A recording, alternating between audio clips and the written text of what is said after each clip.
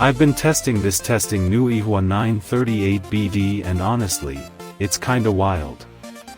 It doesn't feel affordable at all when you hold it. It's surprisingly budget-friendly, TBH. Check the link below if you're curious. Thanks for watching. I've been testing this new YIHUA 938BD and honestly, it's kinda wild. It doesn't feel affordable at all when you hold it. It's surprisingly budget-friendly, TBH. Check the link below if you're curious. Thanks for watching. I've been testing this new YIHUA 938BD and honestly, it's kinda wild. It doesn't feel affordable at all when you hold it.